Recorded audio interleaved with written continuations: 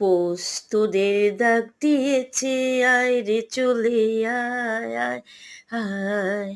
পৌষ তোদের ডাক দিয়েছে, আয় রে চলে আয় আয় আয়। পৌষ তোদের ডাক দিয়েছে, আয় রে চলে আয় আয় আয়।